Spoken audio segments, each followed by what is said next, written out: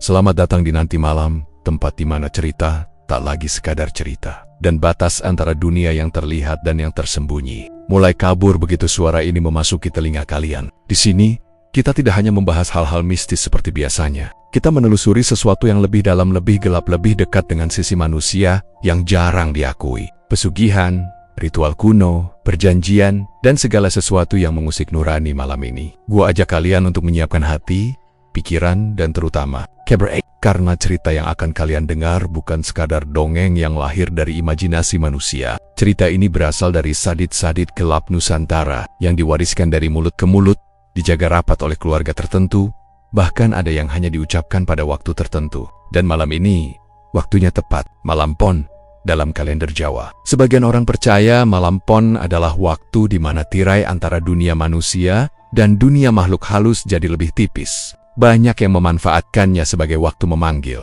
entah itu roh leluhur, penjaga gaib, atau entitas yang tak semua orang berani sebut namanya. Namun beberapa kelompok memanfaatkannya untuk sesuatu yang jauh lebih gelap, ritual permohonan kekayaan. Ritual yang katanya bisa mengubah hidup seseorang dalam semalam, tapi dengan harga yang tidak pernah benar-benar gratis. Dan malam ini, kita akan menyusuri kisah dari sebuah desa yang bahkan tidak ada di peta. Desa yang hanya bisa didatangi oleh mereka yang sudah ditunggu. Sebuah tempat di mana setiap malam pon, penduduknya berkumpul untuk melakukan sesuatu yang mereka sebut sebagai jamuan berdarah. Ritual yang katanya mampu menjaga keseimbangan desa sekaligus memberi keberuntungan pada siapapun yang berani mengikuti aturan mereka.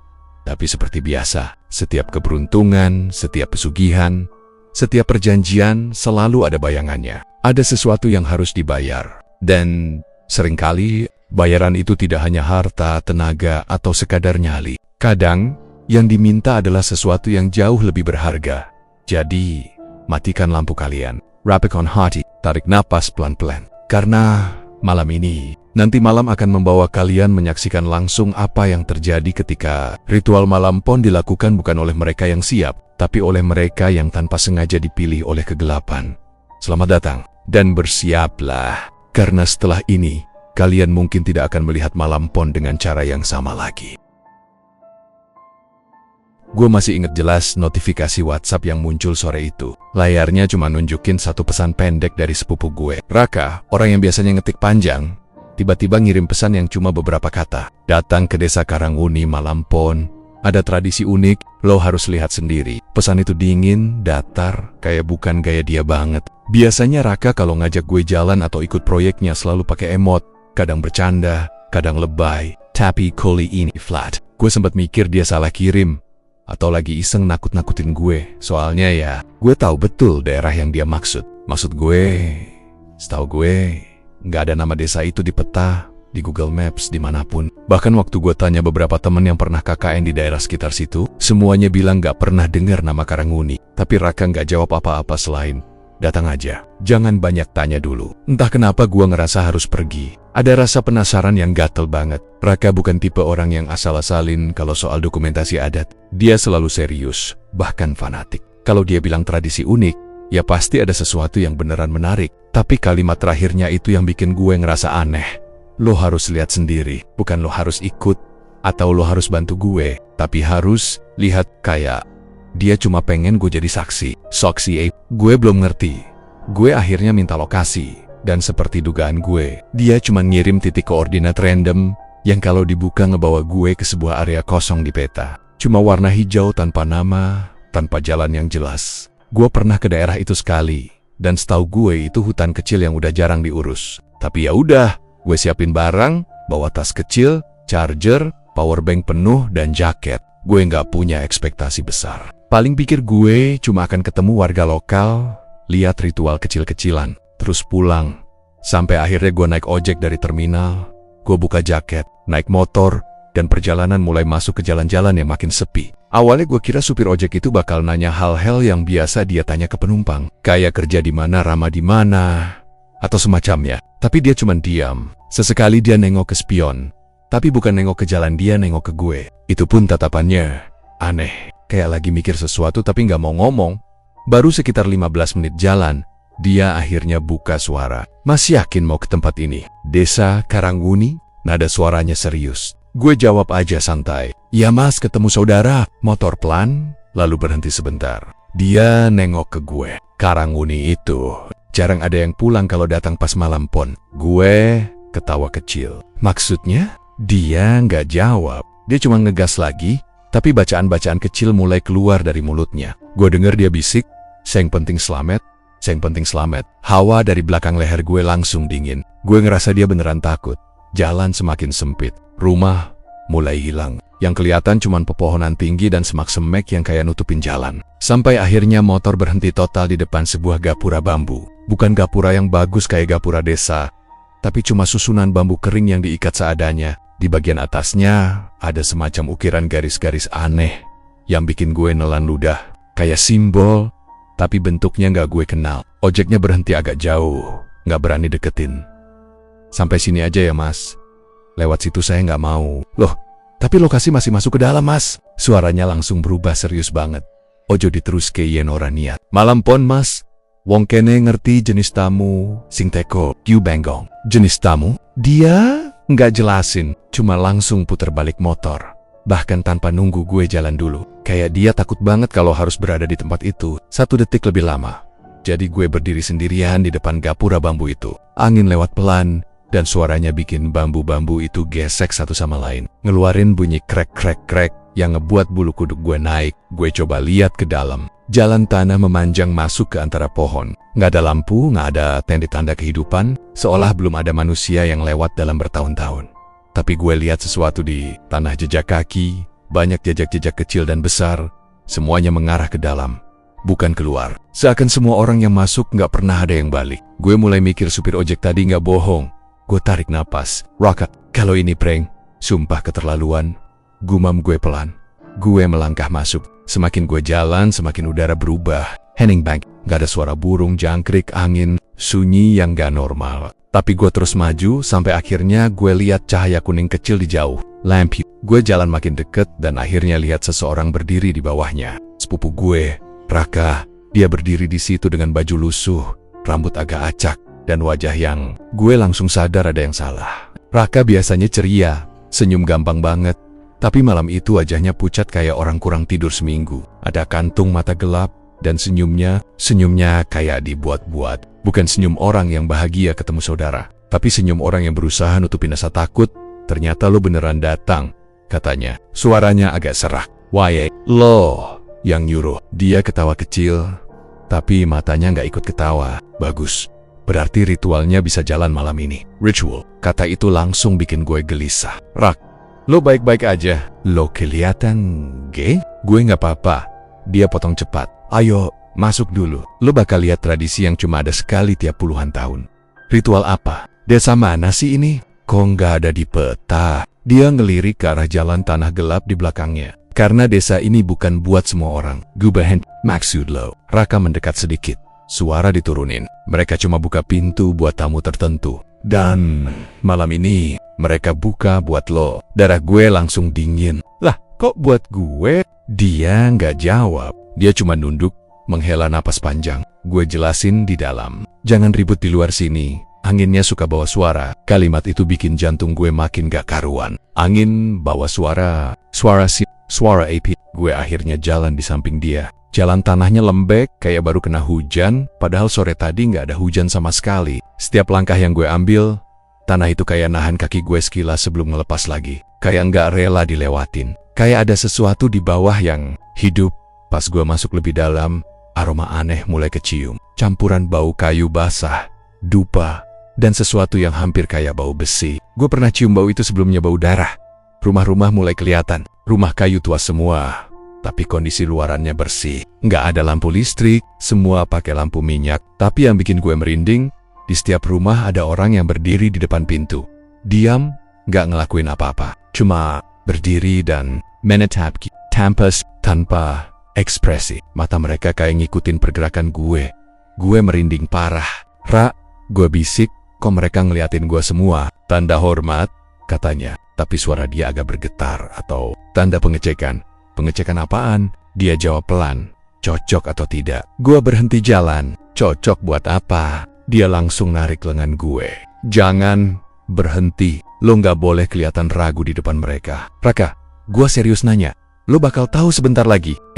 Gua bener-bener ngerasa ada yang nggak beres. Di kejauhan gue denger suara kayak gamelan pelan banget. Tapi nadanya nggak enak. Kayak gamelan yang dimainkan Sumbang. Nada-nada yang harusnya indah tapi dibuat jadi menyimpang. Dan setiap nada yang keluar rasanya masuk ke tulang di satu titik. Seorang nenek lewat di depan gue. Jalannya pelan, matanya putih semua kayak katarak. Tapi dia bisa lihat gue jelas. Dia berhenti pas di samping gue. Nengok, senyum, bagus. Anak Iki cocok, katanya pelan. Suaranya serak. Hampir kayak bisikan dari tenggorokan berlubang. Gue langsung merinding dari kepala sampai jari kaki. Gue mau nanya Raka, tapi waktu gue nengok ke dia, wajahnya makin pucat. Kayak dia lebih takut daripada gue. Kami terus jalan sampai akhirnya. Di depan kami ada sebuah lapangan kecil dengan panggung kayu di tengahnya. Dupa-dupa besar disusun melingkar. Dan di panggung itu, ada sesuatu yang ditutup kain merah, besar. Bentuknya mirip mangkuk, tapi terlalu besar untuk ukuran mangkuk pada umumnya. Raka nunjuk benda itu dan bilang pelan, nanti, lo bakal lihat tradisi yang cuma dilakukan sekali setiap puluhan tahun. Dan begitu lo lihat, dia berhenti sebentar. Napasnya berat. Lo bakal paham kenapa nggak semua tamu bisa pulang. Gue bener-bener ngerasa gue salah ambil keputusan. Dan malam itu, entah kenapa, gue ngerasa desa ini udah nunggu gue jauh sebelum Raka ngirim pesan.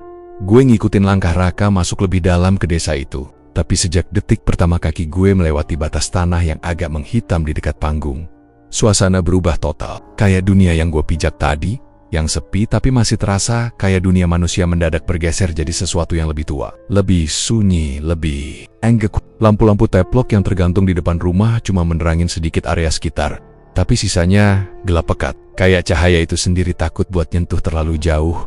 Rumah-rumah kayu tua berdiri rapat, dindingnya dari papon-papon kusam yang warnanya udah nggak jelas. Ada yang coklat tua, ada yang abu kehijauan, ada juga yang kayak lama banget kena asap sehingga permukaannya menghitam. Atapnya dari seng karatan dan daun kelapa kering. Tapi bukan itu yang bikin gue merinding, yang bikin jantung gue deg-degan. Nggak karuan adalah orang-orang yang berdiri di depan setiap rumah.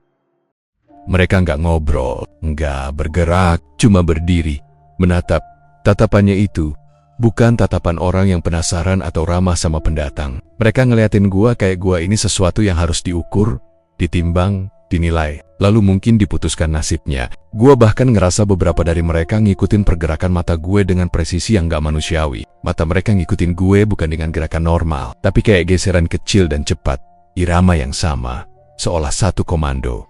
Rak, gue bisik pelan, kenapa mereka ngeliatin gue kayak gini? Raka jalan sedikit lebih cepat dari gue. Gue harus ngejar buat tetap sejajar. Tapi dia nggak jawab. Gue nyentuh lengannya dikit dan dia malah kaget kayak orang kesetrum. Jangan berhenti, katanya cepat. Jangan lihat balik kalau mereka natap balik loh. Kenapa? Hanya jangan. Jawaban yang nggak banget. Tapi tatapan warga itu bener-bener bikin gue kepikiran. Hampir semua dari mereka punya ekspresi datar. Mata tanpa kedipan. Kulit wajah mereka pucat kekuningan kayak kurang darah. Banyak dari mereka pakai baju Jawa, lurik atau jarik usang. Sebagian lagi pakai kain panjang yang digulung seadanya. Rambut mereka kebanyakan dikonde atau dibiarkan tergerai berantakan. Tapi yang paling bikin gue heran, mereka nggak kelihatannya kayak orang zaman sekarang. Lebih mirip kelompok yang terjebak dalam satu masa. Masa yang nggak pernah berubah. Seorang bapek bopak keluar dari salah satu rumah. Badan kurus, mata cekung. Dia ngeliat gue lama banget sampai gue ngerasa nggak enak. Bibirnya menggigil tipis. Terus dia ngomong, Niki, sing digawa kuita. Nggak salah pak, iki tamune. Jawab seseorang di belakang gue. Suaranya berat, kayak habis lama nggak dipakai. Kata tamune itu bikin jantung gue nyelip. Gue tamu. Tapi tamu untuk apa? Seorang nenek lewat pelan di depan gue. Dia jalan sambil bawa keranjang kecil isi daun-daunan yang gue nggak kenal. Dia berhenti tepat di depan gue, ngangkat wajah keriputnya. Dan kayak tadi, gue lagi-lagi ngerasa matanya terlalu lama berhenti di wajah gue. Dia senyum tipis. Tapi bukan senyum manis nenek-nenek baik hati. Senyumnya lebih ke senyum orang yang nemu barang bagus, anaknya bagus. Katanya sambil ngusap udara di depan gue, seolah ngecek aura atau apapun itu. Tangannya kurus dan gemeteran, kuku-kukunya panjang dan kuning. Cocok jadi jamuan. Gue langsung nelen ludah. Kata itu jamuan. Kenapa gue jadi keinget suara supir ojek tadi yang bilang jarang ada orang pulang? Kalau datang pas malam pon, tiba-tiba semuanya kayak sambung ke satu titik. Ini nggak kayak desa yang nyiapin tamu. Ini kayak desa yang lagi nunggu mangsa. Gue nengok ke Raka buat minta penjelasan, tapi dia malah ngeloyor pergi lebih dulu, kayak sengaja menghindar dari kalimat nenek tadi. Padahal jelas-jelas dia dengar. Dia selalu dengar. Dia bukan tipe orang yang gampang gugup. Tapi malam itu dia gelisah banget. Tangannya sesekali ngusap tengkuknya, dan langkahnya makin lama makin cepat. Gue mempercepat langkah, tapi tetap ngerasa puluhan pasang mata itu ngeliatin dari belakang. Gue coba buat nggak mikir yang mekam-mekam, tapi tatapan mereka itu benar-benar kayak dingin yang nembus ke tulang. Apalagi gue ngerasa dari beberapa rumah, ada tangan-tangan kecil yang ngintip dari celah papan. Mungkin anak-anak, tapi mereka nggak ketawa kayak anak kecil pada umumnya. Mereka cuma ngeliatin gue dengan mata yang sama, kosong tapi menghitung. Prak, lo jangan jalan duluan kek. Gitu dong. Akhirnya, gue protes. Dia berhenti cuma sebentar tapi nggak nengok. Maafku, nggak biasa banyak orang liatin tamu dari kota. Mereka cuma penasaran. Ini bukan penasaran, Rak. Ini kayak, udah jangan dibahas di jalan. Jangan keras-keras. Lo, gue harus ngomong di mana? Dik. Dia akhirnya nengok ke gue. Tapi ekspresinya bukan kesel, lebih ketakut. Lo harus ngerti satu hal dulu. Lo di sini karena mereka ngerasa lo tepat. Mereka nggak sembarangan milih. Milih buat apa? Gue bilang, nanti gue jelasin di dalam. Setiap dia ngomong nanti, gue makin curiga. Dan setiap gue makin curiga, warga yang ngeliatin gue itu makin banyak. Gue sempet ngeliat seorang bocah kecil duduk di tangga rumahnya sambil meluk boneka kain lusuh. Tapi yang bikin gue makin merinding, bonekanya punya kepala dua. Dan bocah itu alih-alih ngeliatin bonekanya atau ngeliatin tanah, dia cuma ngeliatin gue. Matanya besar dan mengkilat, lebih gelap dari mata anak kecil normal.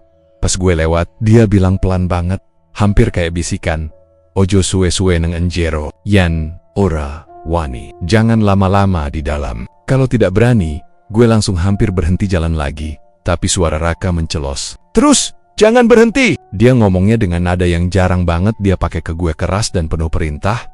Gue diem, dan gue jalan lagi. Mau gak mau, makin jauh gue masuk, makin banyak rumah, makin banyak warga yang keluar. Bahkan, ada beberapa yang sengaja duduk di kursi bambu cuma buat ngeliatin gue lewat. Kayak gue ini bukan manusia, tapi tontonan langka. Beberapa ibu-ibu bisik-bisik sambil nutup mulut, tapi matanya tetap ngarah ke gue. Ada satu yang lirik Raka dan bilang ke temennya, "Iki sing digawakui, ora kakehan enom?" Lalu yang satunya jawab, "Enom justru luwih disenengi, mbok."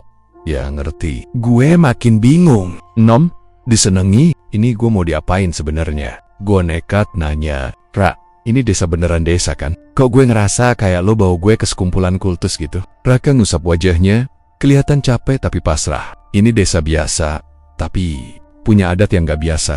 "Ritualnya apa sih? Kenapa gitu? Kenapa mereka liatin gue kayak gue sapi mau disembelih?" Dia mendadak berhenti, nengok ke kanan kiri, lalu mendekat ke gue. "Jangan ngomong begitu di sini," bisiknya keras. "Lo mau bikin mereka tersinggung?" Kalau mereka tersinggung, dia nggak ngelanjutin. Dia cuma geleng pelan.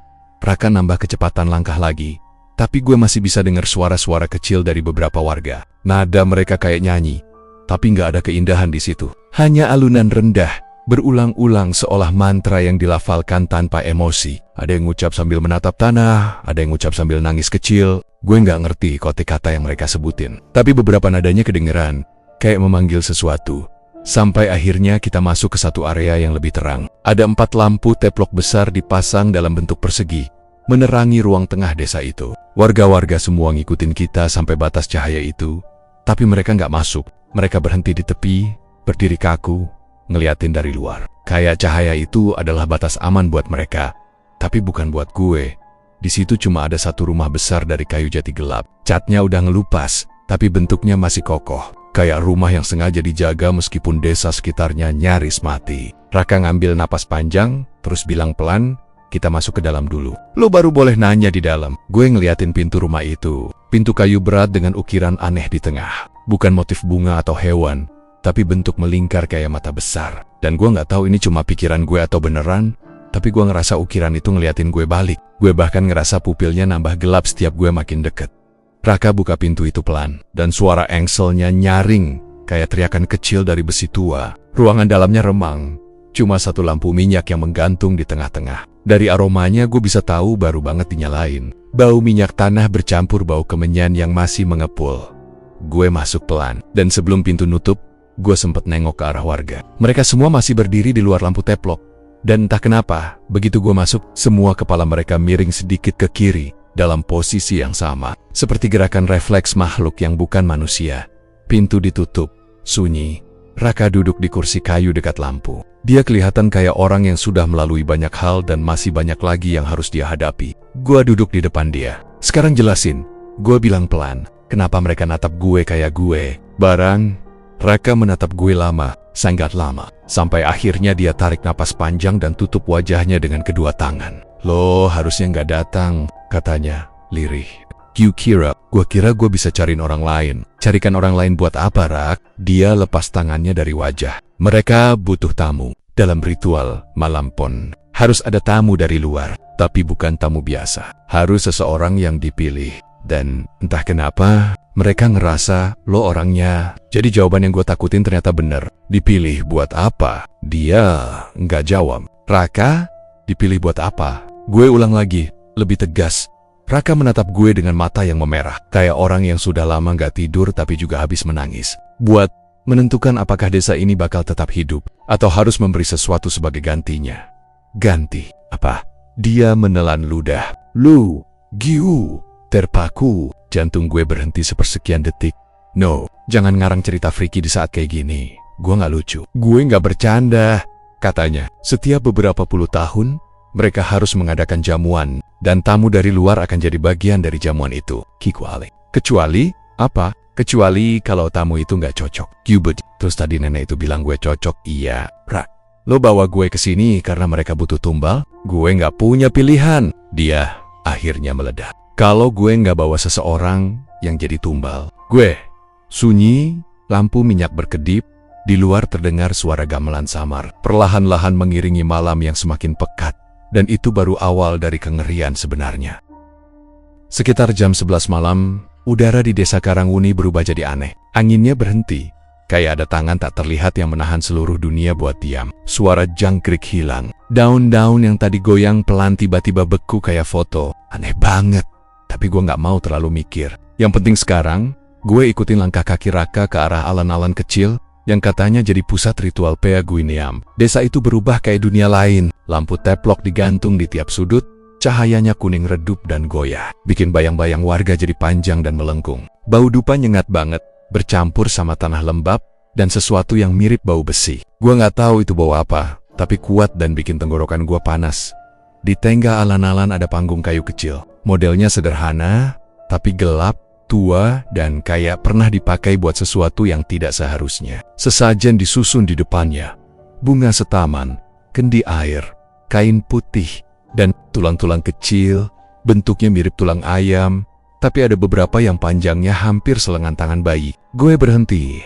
Rak, lo yakin ini buat tradisi doang kok? Bentuk tulangnya, Raka langsung motong. Udah jangan banyak komentar. Lihat dulu aja. Tapi nada suaranya bukan nada bercanda. Bukan nada orang yang pengen ngeyakinin gue. Justru sebaliknya. Nada orang yang lagi menutupi sesuatu. Warga desa berdiri melingkar. Mereka semua pakai pakaian hitam, kain jarik yang dililit rapi. Tapi yang paling bikin gue gak nyaman adalah cara mereka menatap gue. Lagi, tanpa kedip. Seperti gue ini bukan tamu. Lebih kayak objek yang lagi dikurasi. Di ujung kerumunan, ketua adat maju. Usianya mungkin sekitar 60-an, tapi wajahnya masih tegas. Mata hitamnya tajam dan gak pernah trepes. Dia bawa tongkat kayu, ujungnya diikat kain merah yang udah pudar. Dia ngangguk pelan, dan seluruh warga langsung bungkam total. Malam pon kali ini, katanya, suaranya berat tapi jelas. Malam yang istimewa, 10 tahun sekali. Dan malam ini, sang tamu sudah hadir. Seketika seluruh kepala warga berpaling ke arah gue. Gue ngerasa seluruh isi perut langsung turun. Kayak ditarik sesuatu dari dalam. Rak, suara gue pelan, kering. Apa maksud mereka? Raka menatap gue cepat. Sekilas, lalu buang muka. Tenang lo aman. Kalau ritualnya berjalan lancar. Kalimat itu bukan cuma nggak menenangkan. Itu kalimat paling serem yang pernah keluar dari mulut saudara gue sendiri. Ketua adat melanjutkan ritual. Dia mulai komat kamit dalam bahasa Jawa yang gue nggak sepenuhnya ngerti. Tapi ada beberapa kata yang familiar. Sugih, leluhur, tumbal, wujudmu, tirai, pamiarsa. Gue mulai keringetan. Raka, tumbal? Dia bilang, tumbal? Gue denger jelas barusan. Enggak, Raka mendadak megang tangan gue dan nyaris narik gue dekat ke badannya. Itu cuma istilah, tradisi lama. Bukan buat lo. Tapi kenapa dia ngomong kayak orang yang panik nutupin lubang di kapal yang sudah setengah tenggelam? Kenapa tatapan matanya terus gelisah? Kayak dia nyari jalan kabur yang gak ada. Ketua adat kemudian ngangkat tongkatnya ke arah gue. Anaknya Wisteka, Wiswaihe, dan semua warga barengan menggumam merendah. Kayak suara dari sumur dalam. Gak jelas, tapi bergema di kepala gue. Gue merinding dari ujung rambut sampai kaki. Ada sesuatu di udara malam itu. Sesuatu yang bikin napas gue jadi berat. Kayak dunia nahan napas nunggu sesuatu pecah. Raka ngelepas tangan gue perlahan. Ikut mereka aja dulu. Jangan kabur. Kenapa gue harus kabur? Gue bisik keras. Apa yang mereka mau dari gue? Lo kumatamu. Tapi ada aturan. Dan kalau lo ngelanggar, mereka bakal nganggep lo. Sebelum dia selesai, dua warga laki-laki muda melangkah maju. Dengan cara yang sopan tapi keras. Mereka nggak narik gue, tapi berdiri sangat dekat. Kayak ngasih sinyal. Ikut, atau kami paksa mas. Salah satu dari mereka ngomong pelan, tapi tegas. Eki wesedal, ye nora manut, ora selamat. Gue nggak ngerti Jawa halus banget, tapi nada suaranya jelas. Ini urusan hidup mati. Gue akhirnya ikut mereka naik ke atas panggung. Panggung itu bergetar sedikit. Seakan-akan ada sesuatu di bawahnya yang bergerak. Gue berharap itu cuma tikus. Tolonglah, cuma tikus. Warga duduk melingkar. Ketua adat duduk paling depan. Mukanya serius, tapi ada senyum tipis yang bikin jantung gue berdetak makin kacau. Kayak dia tahu sesuatu yang gue tidak tahu. Raka berdiri di pinggir panggung, nyender ke salah satu tiang. Dia kelihatan bingung, takut, tapi juga pasrah. Seolah ini sesuatu yang sudah dia tahu bakal terjadi. Sesuatu yang dia sembunyikan dari gue dari awal. Ketua adat mulai bicara lagi. Malam Pon adalah malam ketika tirai dunia dibuka sedikit. Para penjaga, para leluhur, dan para pemberi berkah turun memperhatikan kita. Dan karunia hanya turun bila ada yang menjadi saksi. Gue langsung nyeletuk. Saksi apa? Ketua adat menatap gue dengan mata yang terlalu tenang untuk ukuran orang yang lagi bikin orang lain panik. Tenang nak. Saksi itu tidak cedera asal tidak melawan. Gue mulai curiga kalau kata saksi di desa ini punya makna berbeda dari bahasa Indonesia. Standar, ketua adat nyalain dupa besar. Asapnya tebal, naik cepat ke atas kayak tali kabut, terus turun perlahan ke panggung. Gue batuk pelan, karena aroma dupa itu tajam banget. Ada sedikit rasa getir di tenggorokan. Tapi yang bikin gue makin ngeri adalah saat asap itu mulai membentuk semacam pola. Bukan pola beneran, tapi kayak gerakan. Seolah asap itu punya arah sendiri. Seolah ada sesuatu yang gak kelihatan lagi jalan di dalamnya. Warga kemudian mulai bersenandung rendah. Awalnya pelan, lalu makin cepat, makin ritmis. Kayak alunan mantra kuno. Suara mereka kayak berasal dari dalam tanah. Ra, gue panggil pelan. Dia gak jawab. Gue ulang lebih keras. Raka. Akhirnya dia nengok. Mata dia gelap, kayak lagi mikir keras. Apapun yang nanti lo lihat, jangan lari. Jangan neger apapun. Apapun. Apa?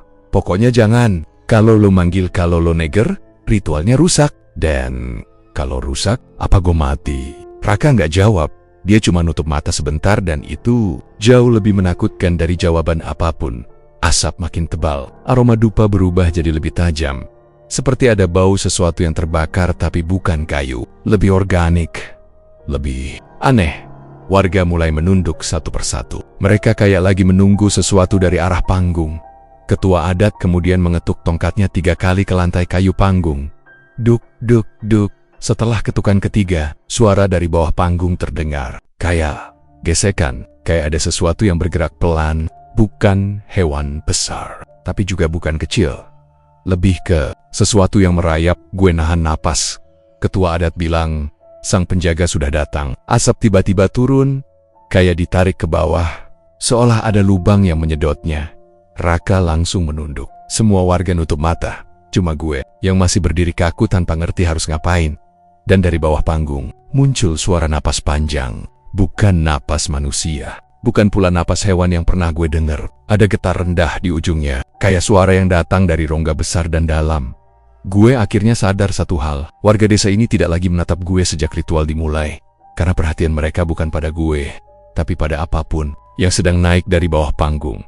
Ketua adat kemudian bicara pelan, tapi suaranya terdengar jelas. sang tamu sudah hadir. Anak ini, dia menunjuk gue tanpa ragu, akan menjadi saksi dan penyeimbang. Gue langsung pengen protes, tapi Raka menggeleng cepat dari samping. Seolah baca isi kepala gue. Asap berubah bentuk seperti tenggen-tenggen tipis yang merayap naik ke pinggiran panggung. Ujung-ujungnya hitam, bergerak pelan, kayak ngerayap nyari sesuatu atau seseorang. Gue mundur satu langkah, tapi lantai panggung berderit pelan, dan suara dari bawah makin keras. Kayak sesuatu yang besar menggeser tubuhnya.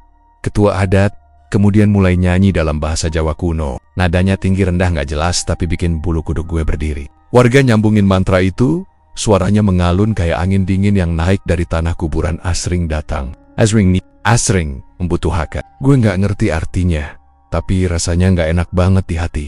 Tiba-tiba, tangan asap itu menyentuh kaki gue. Dingin, licin, kayak udara basah yang hidup.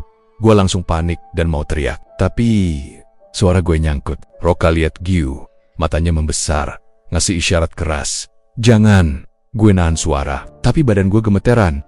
Tangan asap itu naik pelan sepanjang betis gue. Lembut, tapi mengikat. Bukan menyakiti, tapi seperti memeriksa, menilai, mengukur, seolah memastikan apa gue layak atau tidak. Ketua adat terus bicara. Kali ini pelan tapi tegas. Enek, kudu kuat, ojo wedi, yen wedi, ora bakal selamat. Gue langsung merem kuat. Gue gak bisa kabur. Gue gak bisa melawan. Yang bisa gue lakukan cuma nahan napas kalah sama rasa takut paling gila yang pernah gue rasain seumur hidup. Suara dari bawah panggung makin mendekat, makin jelas, makin nyata. Dan tepat saat gue pikir itu akan muncul, asap itu berhenti bergerak. Sunyi, total. Semua suara lenyap. Angin gak bergerak, lampu teplok gak bergoyang, dunia kayak berhenti. Ketua adat tiba-tiba tersenyum pelan. Sang penjaga sudah memilih. Gue nahan napas, entah apa maksudnya. Ketua adat kemudian berjalan ke arah gue, mendekat pelan dengan tongkatnya. Semua warga masih menunduk, cuma dia yang berdiri. Dia menatap gue tajam, sangat tajam.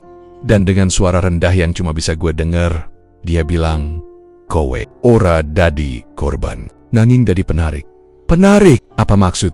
Sebelum gue selesai, lantai panggung retak halus, dan dari bawahnya muncul suara lain, suara napas. Tapi kali ini, napas itu bukan lagi terasa mengancam. Lebih seperti mengikuti gue, menunggu gue bicara. Makhluk itu bukan datang buat mereka, tapi buat gue, dan itu jauh lebih menakutkan dari apapun yang pernah gue bayangkan. Gendang mulai ditabuh pelan, ritmis, dengan nada yang membuat bulu kuduk gue berdiri tanpa izin. Suaranya bukan kayak tabuhan normal. Ada gema aneh yang muncul di antara dentuman kayak. Ada ruang kosong yang mengulang suara itu dari balik perut bumi. Tirai malam bergerak pelan setiap kali gendang dipukul, seakan udara di desa ini ikut bernapas bareng warga. Warga mulai bergerak mengikuti ritme gendang. Langkah kaki mereka pelan, selaras, seperti sudah dilatih puluhan tahun. Bajunya hitam, kain jarik melilit pinggang, dan sebagian lagi membawa sesuatu yang gue nggak mau lihat terlalu detail.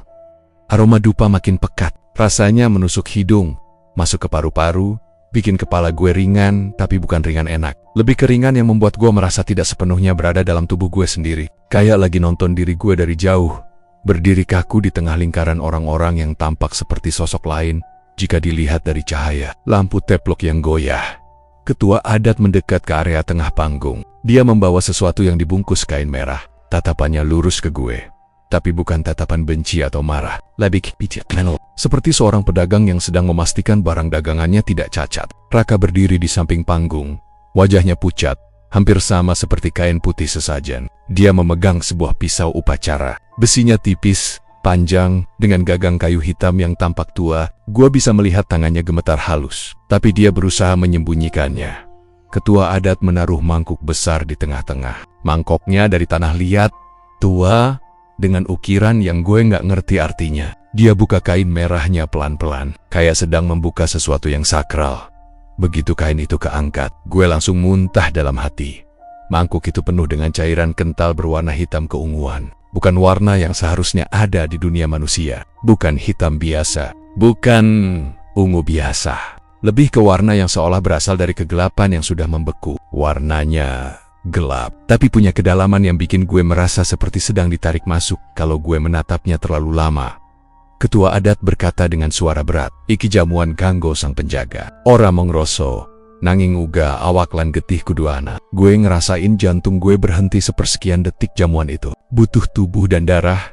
Gue langsung mundur setengah langkah. Rah, lo bilang ini cuma tradisi. Lo bilang gue aman. Tapi dua warga berdiri di belakang gue, dan tangan mereka naik, menahan pundak gue dengan kekuatan yang tenang tapi mantap. Ibu-ibu di sebelah gue menatap dengan senyum lembut, tapi senyum yang justru bikin gue ngerasa leher gue dingin. Jangan gerak, katanya pelan. Ritual ini butuh keikhlasan. Yen ora ikhlas, bakal ciloko. Ciloko, masalah, bencana.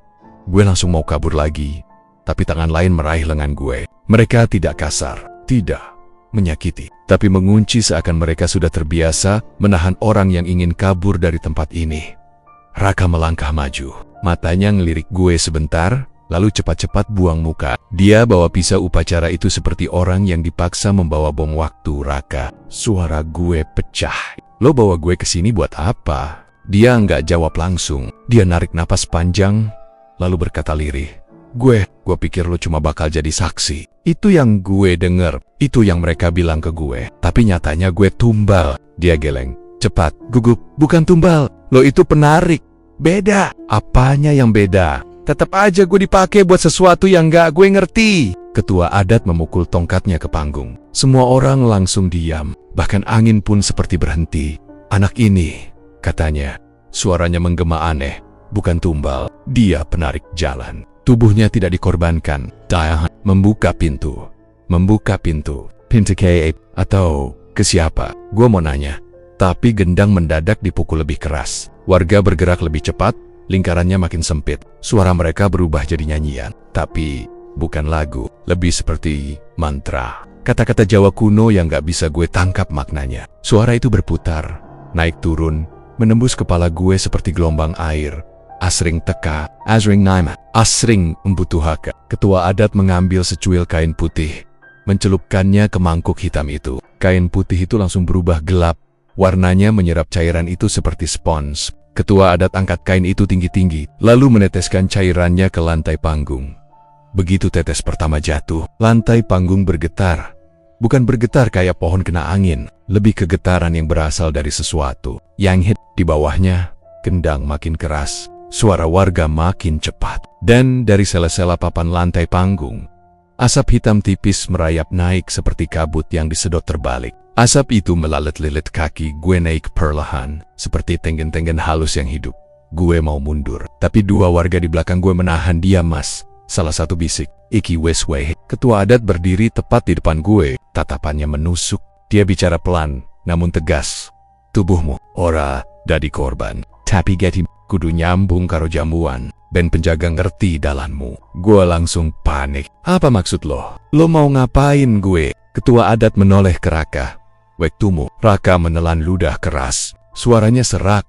Gua nggak bisa. Ketua adat tetap dia lama. Raka akhirnya maju. Tangan gemetarnya makin jelas. Pisau upacara itu naik pelan. Dia nggak berani lihat mata gue. Ini cuma sedikit. Lo nggak bakal mati. Kumata. Gue mau teriak, tapi suara gue hilang. Gue cuma bisa mundur setengah langkah, tapi tangan warga menahan gue lagi. Asal jangan banyak gerak, Mas, bisik ibu tadi. Net kaget. Nanti jadi masalah. Jadi masalah. Masalah macam apa lagi? Asap makin tebal. Suara dari bawah panggung makin terasa. Ada napas berat, dalam, yang terdengar dari sela-sela papan. Napas itu bukan napas manusia, bukan pula napas binatang. Lebih seperti tarikan udara dari sesuatu yang punya rongga besar. Dan haus. Raka mendekat. Pisau itu dinaikkan. Gue bisa lihat tangan dia gemetar sampai ke siku. Dia menatap gue sebentar. Dan dalam tatapan itu gue lihat rasa bersalah yang begitu besar. Maafin gue, Di. Gue bener-bener gak tahu mereka bakal pakai lo sejauh ini. Raka, jangan. Gue berbisik. Suara gue pecah, nyaris gak terdengar. Tapi Raka denger. Dia tutup mata. Ketua adat memerintah Siji Titswe. Kanggo buka dalan. Raka angkat pisau itu pelan-pelan. Dan tepat ketika ujungnya hampir menyentuh kulit gue, lantai panggung bergetar keras. Semua warga berhenti menari. Gendang berhenti seketika. Kain merah di mangkuk bergerak sendiri. Asap hitam menebal, naik ke panggung seperti kabut yang marah. Dan dari bawah lantai panggung, suara itu muncul. Suara rendah, bergema, seperti suara makhluk yang sudah menunggu terlalu lama. Bukan suara teriakan, bukan suara binatang. Lebih seperti seluruh warga serempak menunduk. Ketua adat menekan tongkatnya ke tanah. Raka menjatuhkan pisau. Saking kagetnya, dan gue cuma bisa berdiri di sana. Seluruh tubuh gue gemetar, karena gue tahu satu hal, apapun yang ada di bawah panggung itu sudah bangun. Dan ia bangun karena gue. Dan kalau gue salah gerak sedikit saja, gue tahu gue bukan lagi sekadar penarik jalan. Gue akan jadi bagian dari jamuan itu. Ketika Raka mengangkat pisau itu, gue melihat jelas bagaimana mata sepupu gue bukan lagi mata manusia yang gue kenal sejak kecil. Hitam polos, tanpa garis putih, tanpa pantulan cahaya, tanpa tanda-tanda hidup. Kayak ngeliat dua lubang yang langsung nembus ke ruang kosong yang gak punya dasar. Gue bahkan sempet ngerasa kalau mata itu bisa narik gue masuk.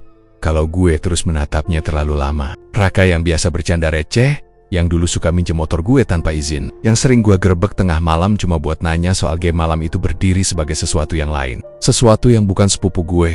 Maaf bro, katanya dengan suara yang lebih lirih daripada bisikan angin. Suaranya serak, kayak ada yang nahan tiap huruf yang keluar. Gue harus selesain ini. Gue gak sempet nanya apa maksudnya. Karena saat pisau itu dinaikkan lebih tinggi, gendang yang dari tadi ditabuh keras tiba-tiba berhenti. Bukan perlahan, bukan memudar, tapi berhenti sekaligus. Seolah tangan para penabuhnya tiba-tiba kaku. Heningnya bukan hening biasa, tapi jenis hening yang bikin kuping berdenging dan jantung lo berasa berdetak terlalu keras. Sampai lo yakin semua orang bisa ngedengar. Semua warga yang tadi nari dengan wajah kosong kini membeku. Tangannya terentang, beberapa masih dalam posisi nggak nyaman. Tubuh mereka kaku kayak patung hidup, mata mereka semuanya mengarah ke tanah. Ke arah mangkuk darah hitam itu sampai sebuah suara berat dari arah hutan memecah malam pelan-pelan. Suara itu bukan suara manusia, dalam banget, panjang dan bergema. Kayak suara seseorang yang berbicara sekaligus dari banyak mulut yang berbeda. Kayak suara yang lahir dari tanah, pohon, angin, dan kegelapan hutan yang seperti hidup. Suara yang gak mungkin berasal dari makhluk yang butuh paru-paru buat ngomong.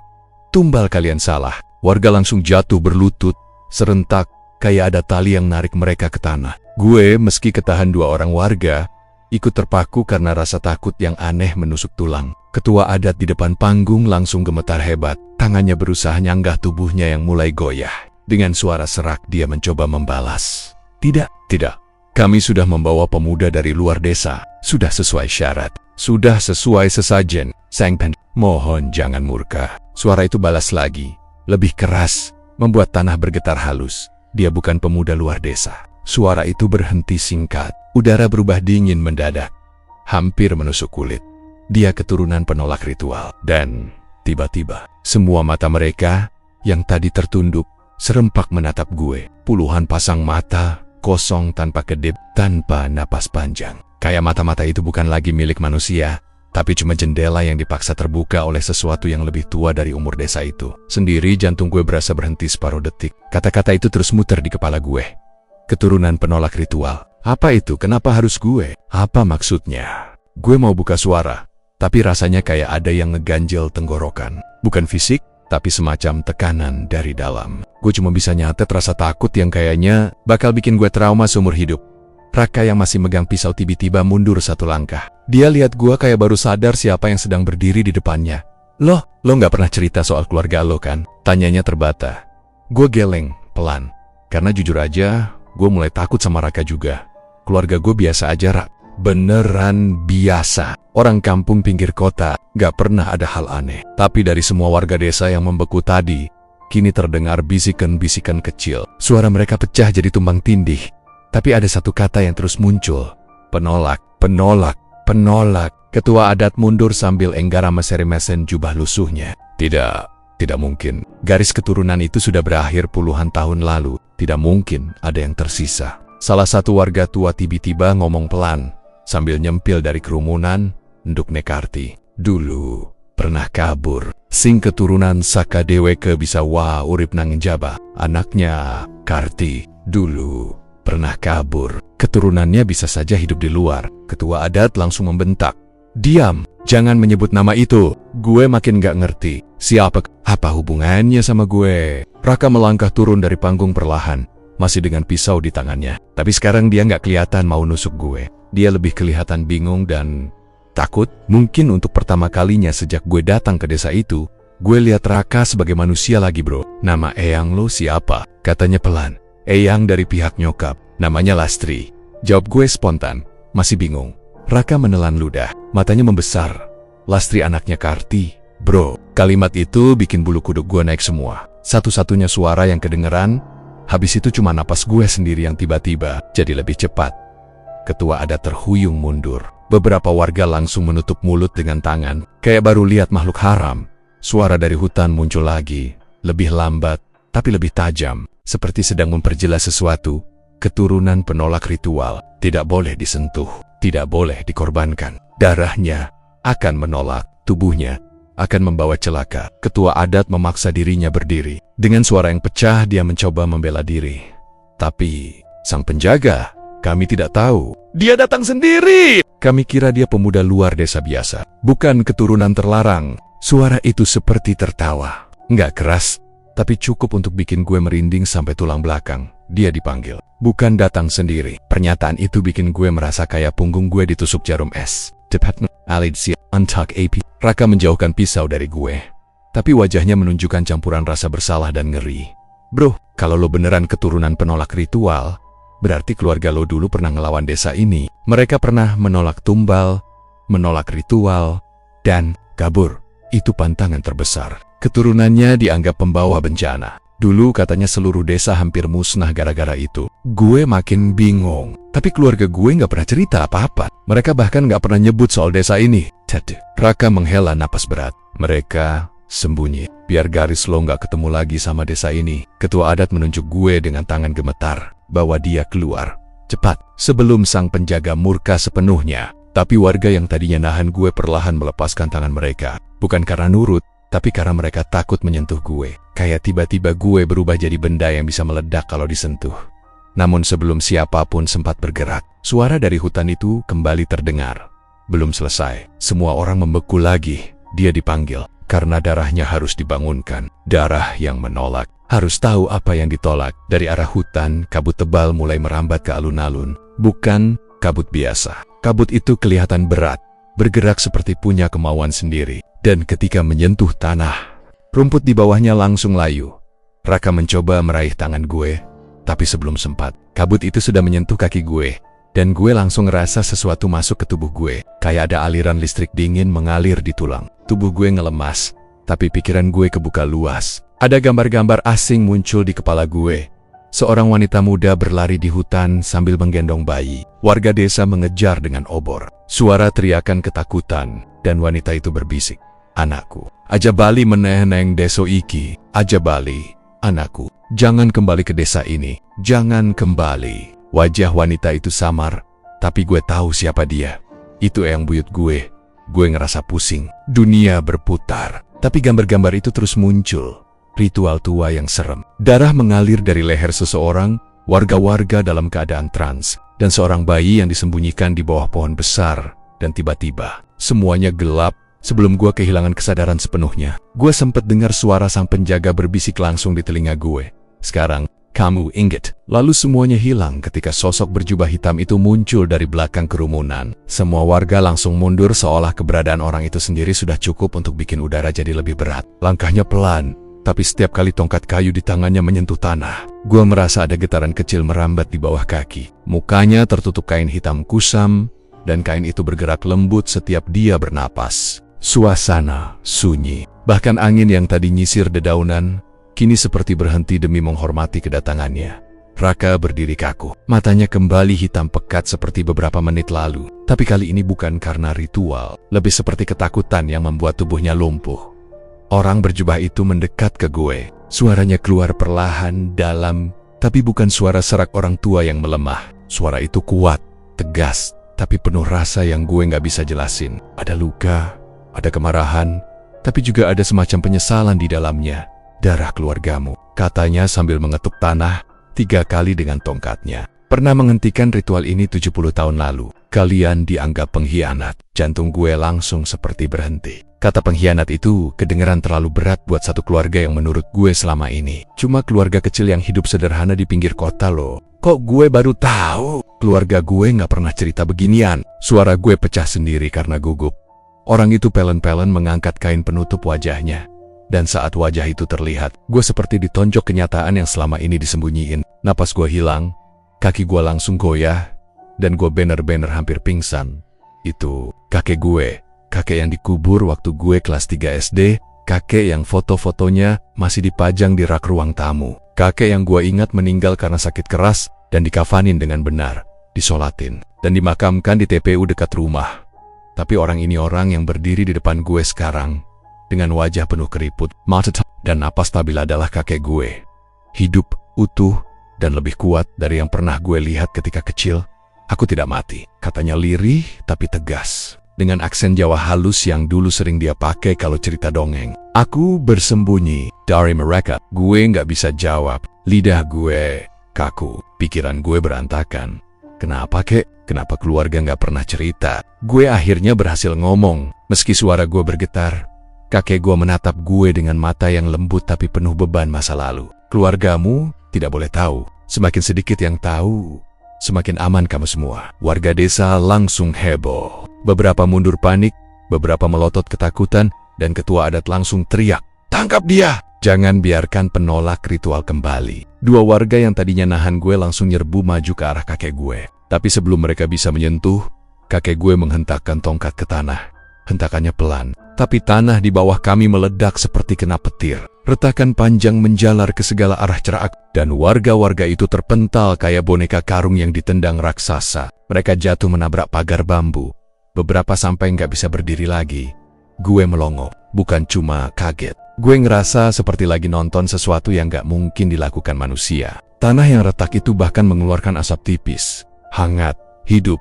Raka yang tadi kelihatan kerasukan tiba-tiba tersentak. Mata hitamnya memudar perlahan, berganti jadi mata manusia normal. Dia memegang kepala, kayak lagi kena migrain berat. Dia mundur beberapa langkah sambil bergumam, Gue ngapain tadi? Apa yang gue lakuin? Kenapa tangan gue berdarah? Gue nggak sempet jawab, karena situasinya berubah makin kacau. Dari semua keributan itu, satu kesimpulan besar tiba-tiba jatuh ke kepala gue kayak batu selama ini. Desa ini bukan nyari tumbal, bukan nyari pemuda sembarang. Mereka nyari gue, nyari keturunan keluarga gue, keturunan penolak ritual. Dan itu membuat semuanya jauh lebih ngeri. Kakek gue mengulurkan tangan ke arah gue. Tangan yang keriput itu bergetar sedikit, tapi gue bisa ngerasain kehangatan yang familiar. Kehangatan yang dulu gue rasain waktu kakek masih suka ngegendong gue waktu kecil. "Ayo," katanya pelan, "waktumu sedikit. Mereka tidak akan berhenti sebelum menangkapmu. Hari ini, aku kembali untuk menjemputmu." Sebelum mereka mengulang kesalahan 70 tahun lalu, gue memandang dia dengan campuran bingung, takut, dan marah. "Kenapa baru sekarang? Kenapa nggak dari dulu?" Gue tanya.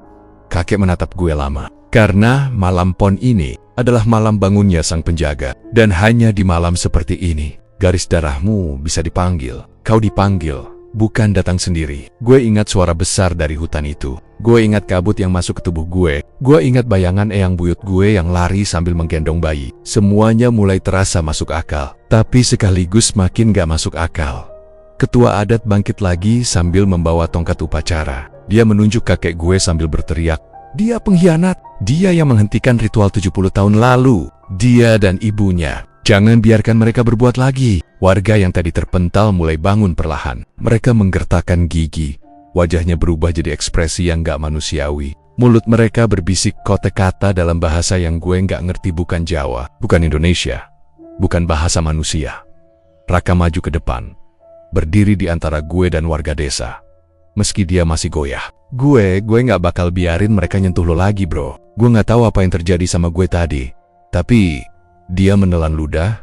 Sekarang gue sadar, lo bukan tumba, lo target. "Raka, minggir," kata kakek gue pendek. Gue gak mau, jawab Raka. Bahkan meski tangannya gemetar, kakek gue memandangnya sekilas. Tatapannya tegas dan sedih. "Kamu terlalu muda untuk mati di sini. Ritual ini tidak butuh kamu." Tepat saat kakek mau melangkah, dari dalam hutan muncul suara berat mengerikan yang tadi terdengar.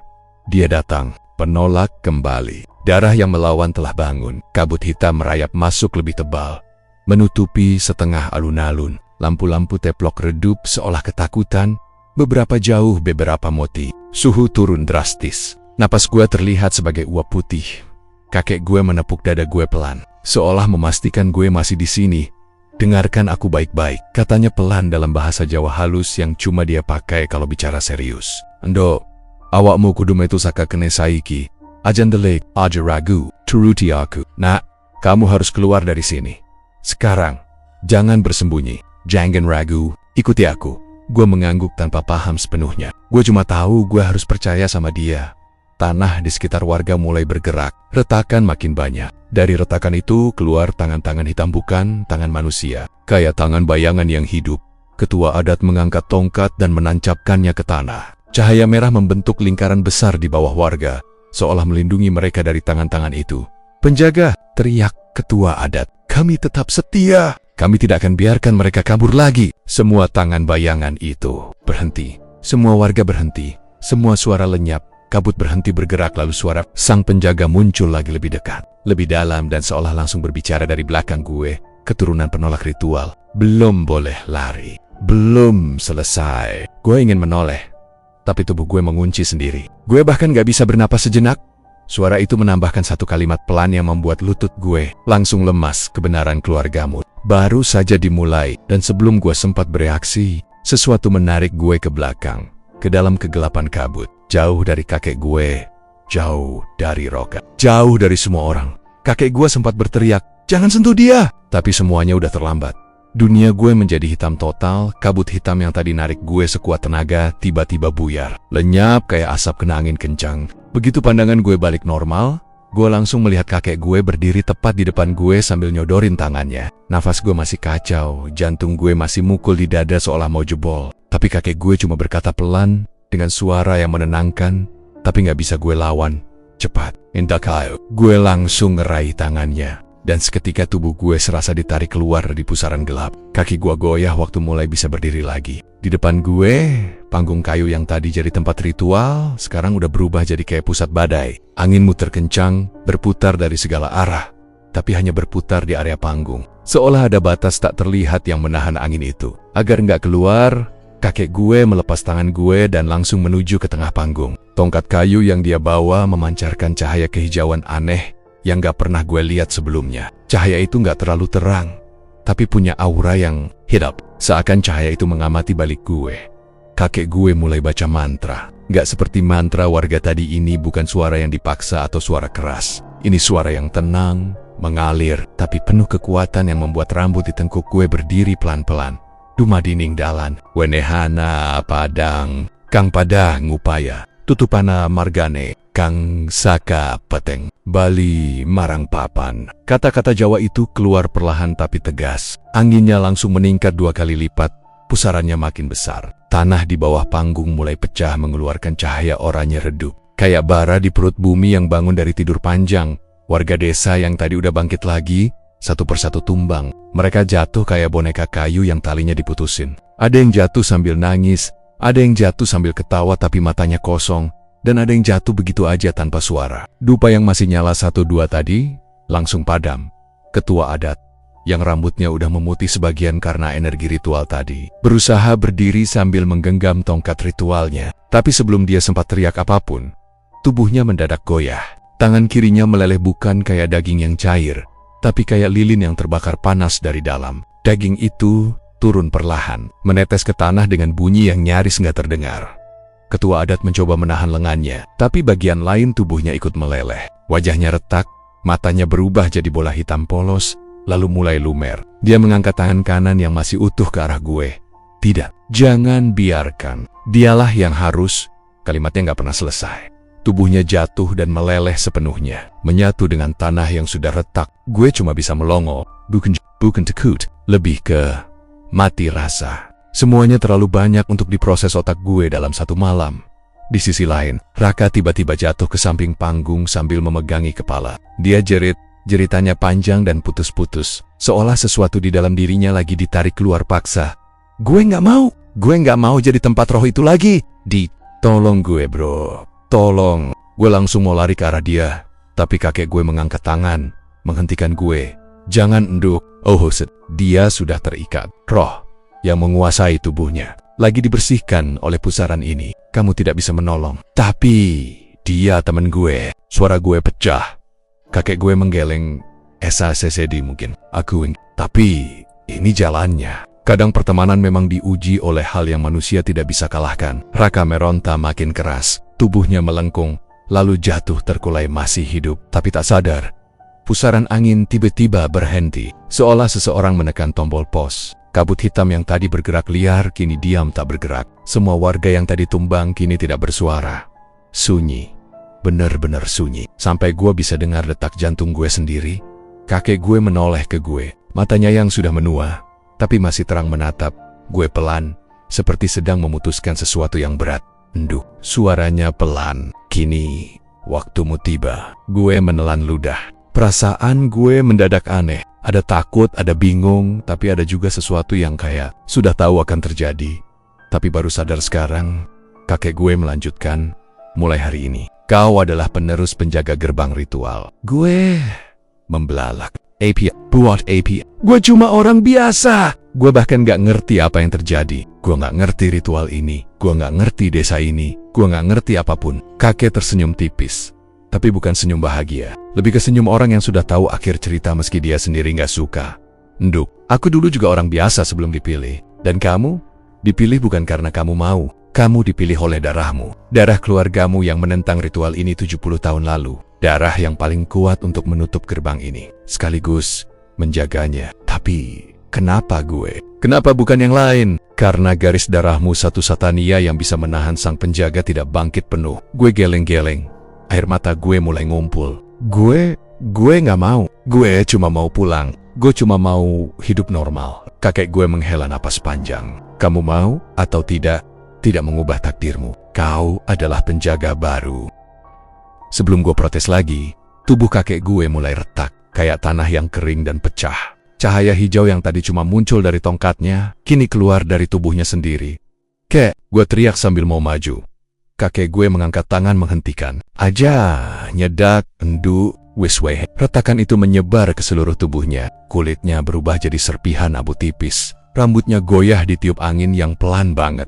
Kakek gue tersenyum. Jaga gerbang ini. Tutup dalannya. Ojo nganti kebuka maneh. Aku bangga padamu. Dan dalam satu hembusan angin lembut, tubuh kakek gue berubah jadi abu terbang pelan ke langit hitam. Hilang tanpa jejak. Gue berdiri di sana, gemetar, gak bisa berkata apa-apa. Hanya bisa melihat debu itu hilang. Sejenak, dunia kembali tenang. Warga desa masih terkapar. Lampu-lampu teplok mati semua. Angin berhenti. Tanah tidak lagi retak. Bau dupa hilang total. Gue duduk di tanah, kelelahan. Kepala gue berat. Dunia terasa serial. Setelah beberapa menit, gue berdiri dan memutuskan untuk keluar desa. Gue nggak tahu harus lewat mana, tapi gue tahu satu-satunya jalan keluar cuma dari gerbang bambu tempat gue masuk tadi. Gue berjalan kaki perlahan, ngelewatin rumah warga yang udah gelap semua. Suara jangkrik muncul satu-satu. Seolah malam mulai normal lagi. Langkah gue goyah, tapi gue paksain. Begitu gue sampai di gerbang, gue bengong. Gerbang bambu itu udah berubah. Sekarang bentuknya jadi papan kayu tinggi dengan ukiran tua. Lampu teplok kecil tiba-tiba menyala sendiri dan menerangi tulisan yang tertoreh rapi di sana. Tulisan itu membuat napas gue tersangkut di tenggorokan. Penjaga baru telah terpilih. Gerbang tidak akan menutup. Gumi, hati gue jatuh ke perut. Gue mencoba melangkah keluar. Tapi begitu gue melewati gerbang, ruang di depan gue bukan jalan tanah seperti tadi.